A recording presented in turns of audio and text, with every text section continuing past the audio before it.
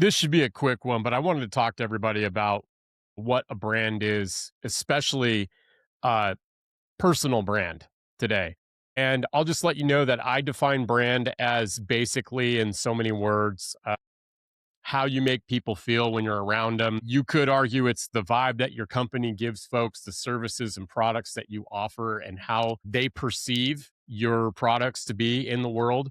And most importantly today, and often very much overlooked, having a personal brand in the workplace as an employee, whether it's a part-time job or a full-time job, there is a personal brand that you carry with you out into the world, and that can really affect how you engage with others, what opportunities present themselves to you, what opportunities people consider you for as they look at your personal brand and how you make them feel in the world. And just had a few quick little notes here that I wanted to talk to folks about. The genesis of this episode was basically from a conversation I had with Justin Watkins last year on the show in 2025 from Native Digital. And he said in so many words, basically, he was doing really well in his company that he was at before going to Native Digital, and realized he was super popular there and very well known there, but outside of the company he was, his words, quote,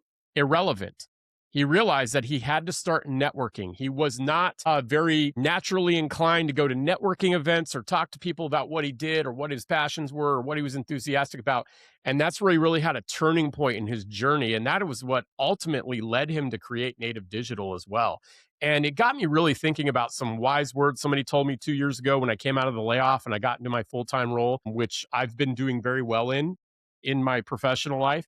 Somebody told me, Michael, what's so important here at this company is your personal brand and how you develop that and how you carry yourself and how you commit to your word and your core values and the core values of the company and how that works out. And it really got me thinking about, at the end of the day, what is my personal brand? And up to that point, I was building, VAS LLC. I was already full steam ahead with this podcast, and I was already starting to flesh out our immutable laws. And so I already had a really firm grasp on who I was as a person and who my ideal clients were at VAS LLC.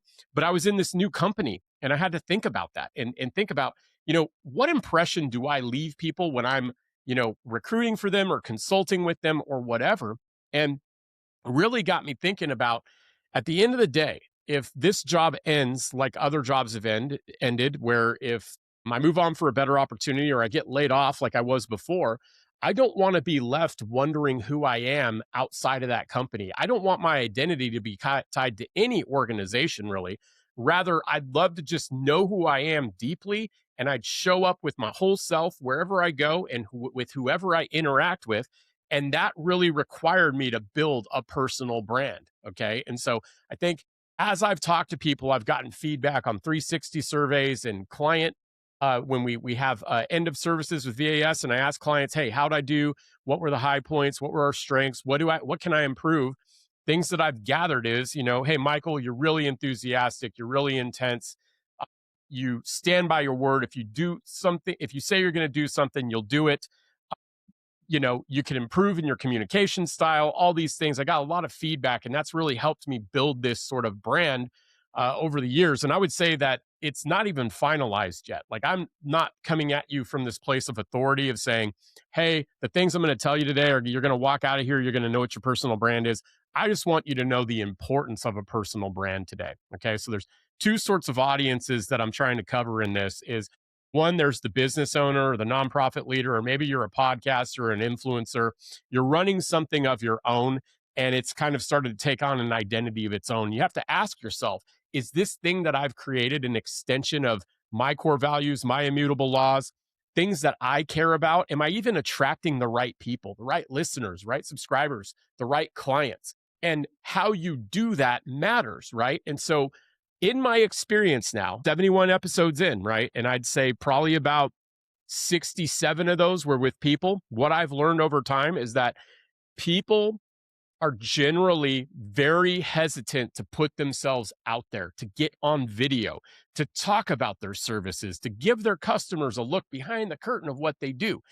Great example of this is the company that is always posting language or memes on their page. You never see a glimpse of who the owners are. You don't get to see them talk about their services or why they started the company. And so you have this depiction, this early depiction of what their company is, but you don't actually know what their brand is, because people, they don't really buy from companies anymore. They buy from the people who run the companies. So you need to let your customers know who you are and why coming to you for services is better than the next guy. And if you are not putting your brand out there and having those conversations, be on video or on podcasts or with informative posts and other media, then those folks are going to get the leg up on you because they're doing that stuff. And so, because I know, like, for myself, was very introverted before I started this podcast, was very much like, I don't really have any important things to say. No one's going to really care about what I bring, because I'm not some sort of multi-million dollar CEO. I really had to overcome that, right? And the only way to really overcome that, the only way out of that is through it, and to actually start getting yourself on camera and talking about what your brand is, right? Going beyond the social media posts. Like, it's an observation I have. We have a lot of great local businesses here in Kansas City.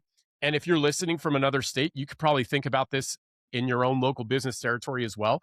But there's a lot of folks that, they're posting about what their company does, but they're not really posting about who they are. And so building that personal brand is so important. And the only real way to do that is to actually be intentional and get yourself out there so people can get to know you.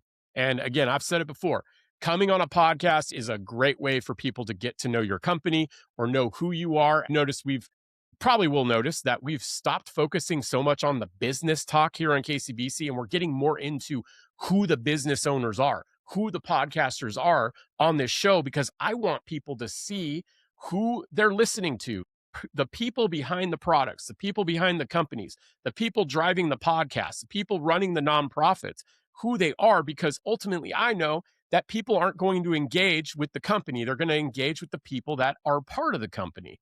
And so I think I've probably drilled it in ad nauseum by now, the reason why brand is so important. So wanted to talk to you also about just the importance of when you are an employee, okay, and you're in a company.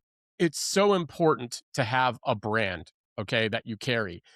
Going back to, back in the day when Justin Watkins reflected on him realizing that he was irrelevant outside of the company, he realized he had to start being intentional about the brand he was building, right? And so ways that I've done that, because it doesn't take anybody. If you got a brain and thumbs, you can find me online, right? You'll notice I've got a professional profile for my full-time position. I got a professional/private profile for VAS and KCBC. I've got my brand represented out on the VAS LLC page, out on the KCBC page, and I do it in the stories as well. So there's a lot of different sort of tentacles out there that hopefully they're touch points where I can show people who I am, what I'm about, what I care about, and how I'm always kind of improving. I'm trying to improve. I'm living out my immutable laws. And so the only way to do it is to start trying, right? And so I would challenge anybody who's maybe struggling. I've had a couple of guests recently who said, gosh, I'm really glad that I came on your show. It really got me to be able to process my thoughts in front of a camera. And it was a really good experience. And it's inspired me to start doing it more. And I think that is a beautiful thing, because once you realize the power of showing your face and telling people about what you do and why you do it, you're going to start attracting the right people. And it is a very seemingly unforgiving landscape out there, right? So, and what I'm talking about is, when you look at the engagement metrics, when you look at the amount of likes, you can spend, half a day or a full day making one reel, and then, it gets 170 impressions and like 5 likes. You have to start resetting your perspective to know that, hey, there was 175 people who saw it, and there was 5 people who actually acknowledged it. If all that work was for that one person who's going to get it, and they're going to come back and they're going to keep listening, or they're going to keep engaging, that's important, right? And that's big. So when you start to do that, if you think about it, you could look at it like, hey, I talked about this subject and 5 people liked it. What if there was 5 people in the room listening to me talk about that? I would see them nodding their heads. I would see them maybe taking their notes, and that would be a meaningful connection. And so you never know where this stuff is going to go, right? You never know where this engagement that you put out into the world, what the return on investment is going to be. And not all of it is calculable, but you can't calculate it all by numbers, right? Because you're just really getting your brand out there, you're pushing your brand out there. And when you're doing this in a company, it comes down to the way you engage with other people, the impressions that you give them. Do you do what you say you're going to do? When you don't know the answer, are you bold enough to raise your hand and say, you know what, I don't know, I need to learn more about that, or I think I know who to talk to get you an answer. Those are the kinds of things that will then start to build your brand. I mean, in the little things, how you manage, your persona on meetings, how you write your emails, all of that is related to your brand. Okay. So I hope this was helpful for you. I'm trying to keep these things to a shorter amount of time, just these quick little nuggets of inspiration that I get. And we'll keep doing this. All right. Keep seeing how this is going. Obviously, I'm working through my own insecurities with doing these types of things, and just making sure that I am getting my reps in on this podcast, that I'm getting these chops out here. So hopefully I can help one or two people in the process, and hopefully, God willing, many more in the future. Thanks so much for listening. We'll see you next week. We got more guests coming on, more awesome things happening on KCBC. I appreciate you all.